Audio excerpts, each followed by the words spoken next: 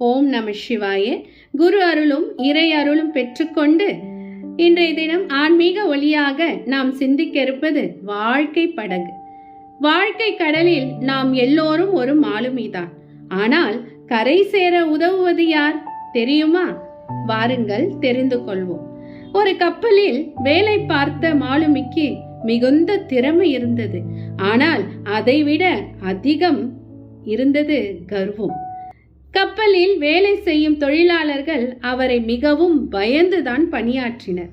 ஒரு நாள் கப்பல் கடலில் செல்லும் பொழுது பெரிய புயல் காற்று அடித்தது. பயணிகள் அனைவரும் பயந்து கத்தினர்.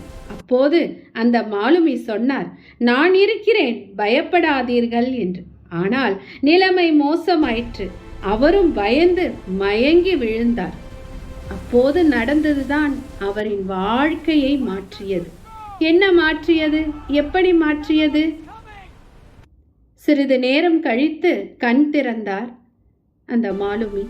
சுற்றிலும் பார்த்தார். கப்பல் இல்லை, மனிதர்களும் இல்லை.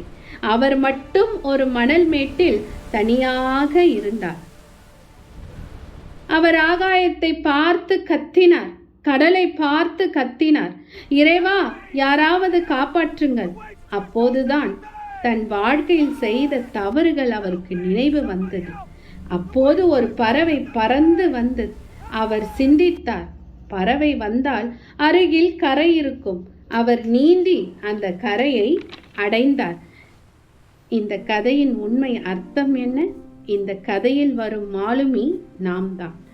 கடல் வாழ்க்கை, வேலையாட்கள் நம் உறவினர்கள், புயல் வாழ்க்கை பிரச்சனைகள், பறவை பரமாத்மா குரு.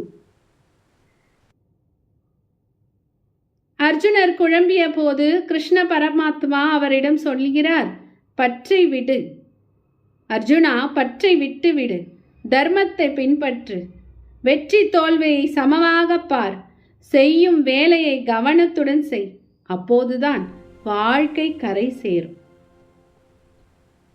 இதிலிருந்து நாம் தெரிந்து கொண்டது, இறைவனை நம்பு, வாழ்க்கை கரை சேரும். நாம் எல்லாவற்றையும் இழந்தாலும் நம்பிக்கை இழக்கக்கூடாது.